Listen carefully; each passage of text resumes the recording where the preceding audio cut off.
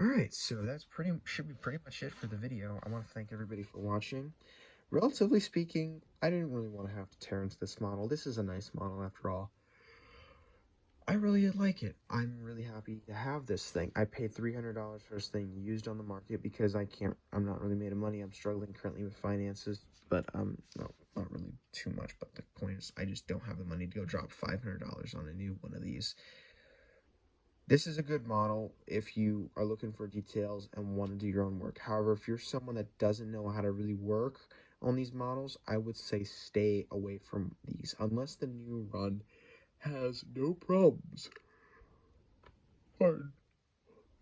I would say avoid this, but that is your personal opinion, your personal choice at the end of the day. My personal opinion is I will give this model a probably 6.5 out of 10 because whilst the appearance here is fabulous, the two problems that are for me is the torque with the pulling power here is terrible for a model this size and price. And the second thing is, I don't know, now this is something that is, I don't know, is the use of light bulbs. I thought at the time we had LEDs that were proper. My Xbox 360 controller, PlayStation 3 controller, those have LEDs in them. They've never had a problem. My Daylight MT4 and this one have bulbs and they burn out. That is something that I do not like, and it is just something that just ruins the model once the bulb burns out. Athearn should have gone with LEDs, and I don't know if they did with the new run. I hope they did, because that would make things so much better, in my opinion. But at the end of the day, we will have to wait and see the test of time. With the test of time, if Athearn has learned from their previous mistakes or not, because this is a highly in demand, apparently, model, which is reason they're doing another run. And if it is that high in demand, hopefully they fix their models. And I don't really see a point, honestly, currently, if there's, yes, Tsunami 2, and maybe if they fix this problem. But if you've already fixed your problem on your original MT4, why would you want to go buy a new one? Maybe there's got to be some new detail parts, but I'll have to compare this one to that one. We'll have to wait and see. Either way, I want to thank you all for watching, and I guess stay tuned for looking at the comments. I don't think I'll do another video on this. Maybe I'll be able to do a comparison video on the two of them later on, but we will have to wait and see. Anyway, thank you for watching. I'll see you next time. Thanks for watching. Bye-bye. Alright, so now we're going to get into the sadder part of this video where I have to sadly rip into this model. So I don't know if earlier in the recording I mentioned how the problems with this thing is, which I'll go over quickly. Since it's a 482, the traction tire should be on the trailing drive wheels, but instead it's in the middle with the cast iron wheel. And the main drive wheel here, springs are just too high where it creates too much play here where this thing does not get proper traction on the ground. So when it goes up a gradient and these springs are so big, this wheel isn't touching the ground. This thing here struggles to pull 9 cars around my club layout.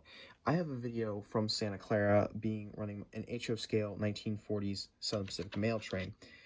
That video is where this thing was running, and this thing was not struggling per se to pull 9 cars, but this thing was having to go up on a high speed step just to accomplish that. Whenever I use my Daylight MT4, albeit that model is missing many parts and needs a lot of an overhaul, that thing can pull. Predominantly, I think the main reason is the springs in there, and the pilot drive wheels are not as sprung or as prominent. Now, this is not a very big issue for someone that does work on their own models like me, or has people that can help them out with it. But if back in 2014, or 13, 14, or 15, when this originally came out, and you picked it up, if this is a struggling model to pull even a decent train, for its size at least, I'm talking, if this was an 060 and barely able to pull 9 cars, I'd say that's great. But for a 482, no, a mountain should not be that weak. I had a good example of this is one of my friends at my train club.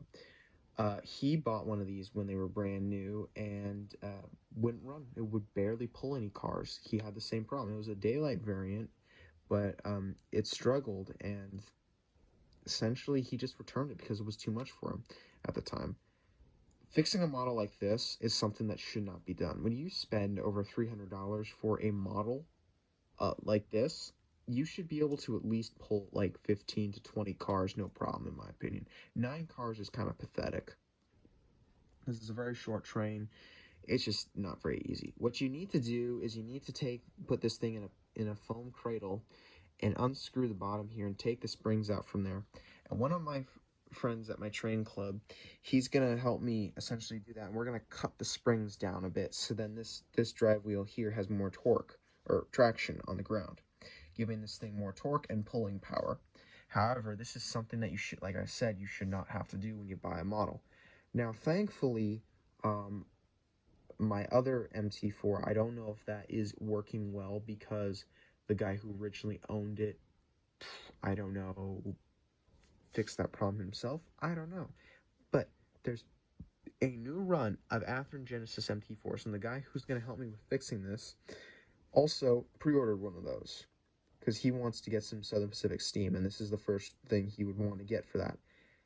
If this problem on this mount was prominent on the new release, I will make maybe not a video, but I will leave a pinned comment on this video telling you if that is or isn't a problem. But this is something that should not be a problem on a model you spend over 5 years producing. Now we're going to go get into some running session of the video with some clips from my previous video of the 1940s mail train.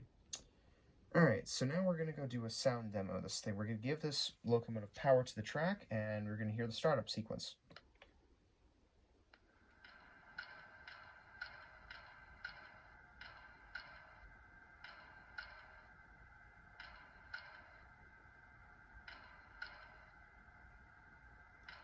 Now we're going to listen to the bell.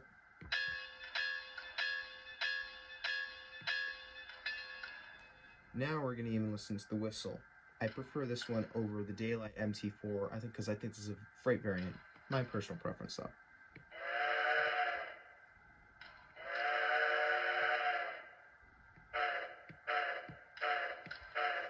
So if you press F1, F1 is the bell, F2 is for the longer whistle, which you can hold down and have it as long as you want, and if you hold down F3, you get short puffs.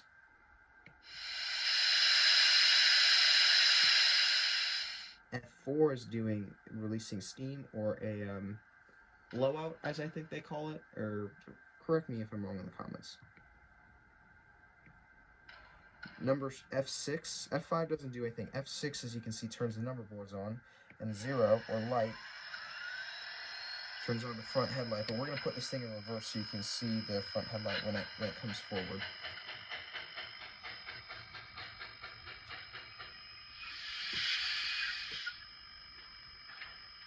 As you can see, the front headlight's on.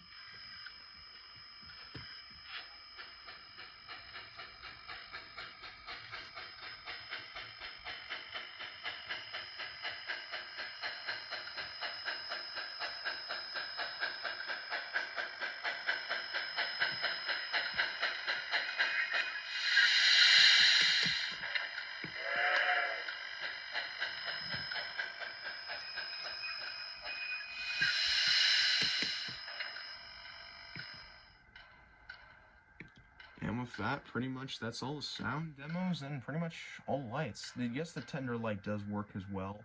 However, it's pretty much the same as the front light. Nothing really to show there in that regard. Overall, in my opinion, I think this is a very good looking model. I'm very satisfied with all the details and the lights on it. And there's a lot of good stuff to go on with this thing. Now we're going to go get into some of the details on this model. Pardon me. Overall, detail-wise, this is a Genesis model, and this is definitely top of the line. There's relatively nothing to complain about here. Let us put this forward a bit. The model is equipped with DCC Tsunami 1, because this is the first run of them, which has pretty good sounds, and we're going to test those in a minute. However, we're going to start with some of the detail parts. Obviously, the nice couplers here with the coupler cut bars, and there's a snowplow here, which is removable. However, I have attached mine to my model. You got the accurate bell, lights. Overall, I did a bit of research. I couldn't really find anything wrong with these models for the most part. My model has been slightly weathered, which is the reason it's kind of got like some gray spots and whatnot. Needs to be cleaned off. I'm going to probably re-weather it and whatnot. You got the teardrop smokestack here with all the skyline casing, and the dynamo and the whistle are exposed on the top. You can see all the drive rods, and I forget the name of the valve gear. I think that's Walschacht's valve gear. The bolts of the, even you can see all the bolts for the firebox number board, and even like there's a small green interior in there. Nothing really worthwhile for me to disconnect the locomotive from the tender to show you inside, but there is some good detail in there. Now let's take a bit of a closer look. I'm going to remove the camera from the tripod. Sorry. As you can see, the valve gear overall, relatively speaking, I think Athearn did a really good job with these launch lineups. And you can see in the tender now that there is even the brake handle and even the oil bunker and whatnot. And on top, if you look at the top of the model, you can even see, like I said, the dynamo. I think that's the dynamo. Correct me if I'm wrong. The whistle, some other stuff. I think that's part of the boiler and whatnot.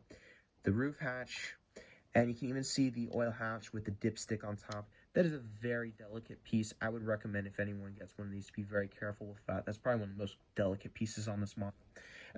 Also with all the hatches that go along the tender and the bars. These bars are made of a flexible plastic, which is very nice.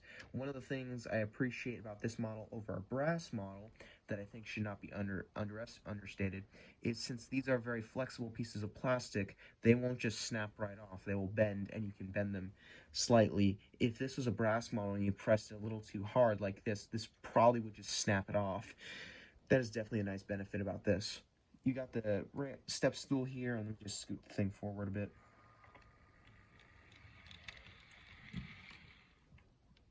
Tender details. The difficulty thing here is you can see the ladders are bent because I did get this thing pre-owned. However, details of the numbers on the back, locomotive number on the back, and legible writing, I would assume. Should be at least. And even on the tender. Let me roll this thing in reverse. It's kind of hard to control DCS 51 for this model. And, oh, jeez. I can't retake this. So, apologies. I can't, come on, focus.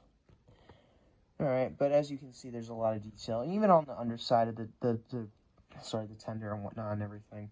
Relatively speaking for this model, detail-wise, this is a very aesthetically pleasing. Nothing really to complain about here for the most part. I don't really find anything to complain detail-wise. And next, we're going to go get into sounds, lights, and all those other electronic features that are really nice and present on this model. So the Southern Pacific mt4 class were the successors to the mt3, and these were produced between, I think it was 1927 to 1930 in Southern Pacific Sacramento shops, and I think it was one of the other builders did produce some of these as well. I think it was either Lima or Baldwin, or maybe it was Alco, I do not remember. However, these were produced by the Southern Pacific for the Southern Pacific in its pre-war era when it was called Southern Pacific Lines. My model here says Southern Pacific specifically on the tender, so this would be a model you would see run on Southern Pacific between 1946 and 1956. Pre-war, you would see that these things running all over the system. However, these would be commonly seen as well on the San Francisco to San Jose commute lines, pulling passenger trains as well as freight trains, very commonly in the San Francisco Bay Area, which is one of the main reasons why I got it, because that's my area. Another thing I want to note here is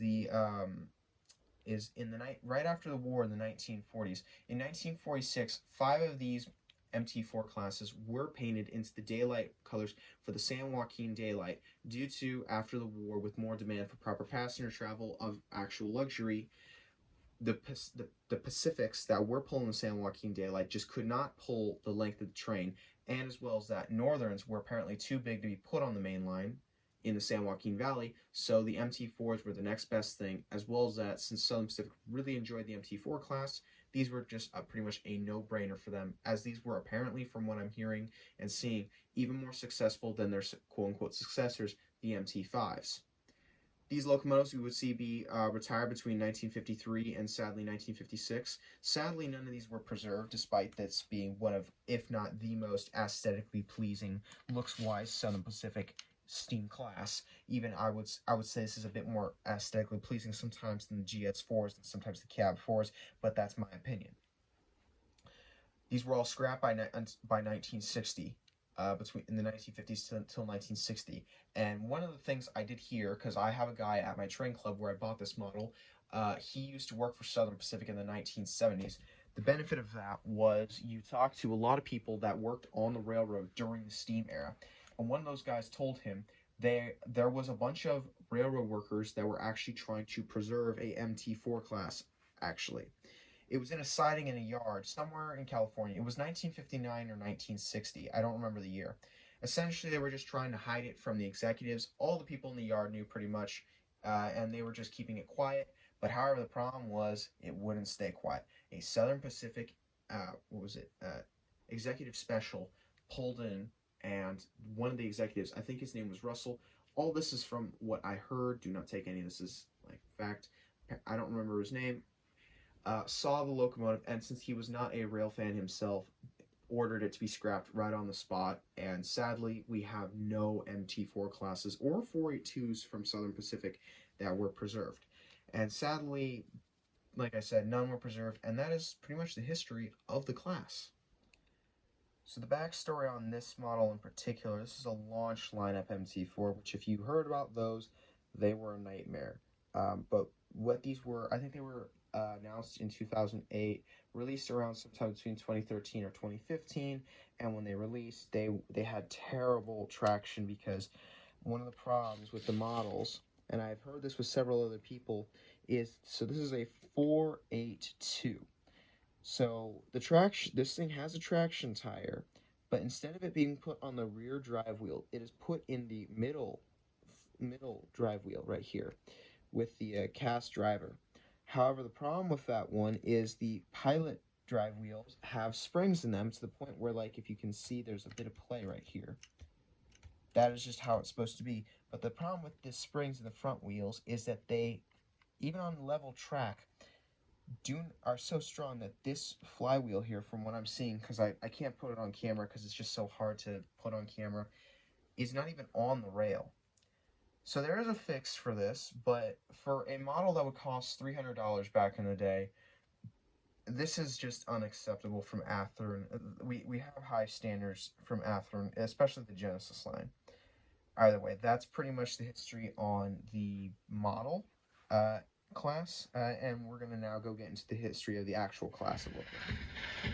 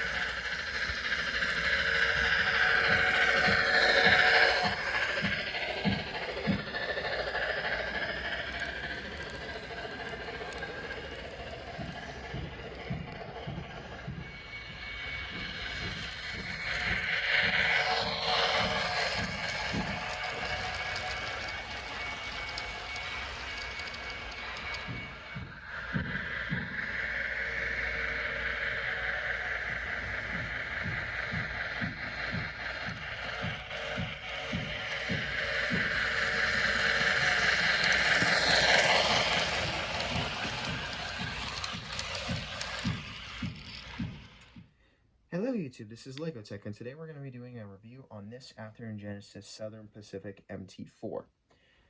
In this video, we're going to go over the history of the class locomotive, and then a lot of the details from the operating, the pros and cons of the model, as this is being one of the original launches from the 2010s, and my honest opinions on this model, and we're going to get to see some running sessions of it, and yeah, so let's get into it.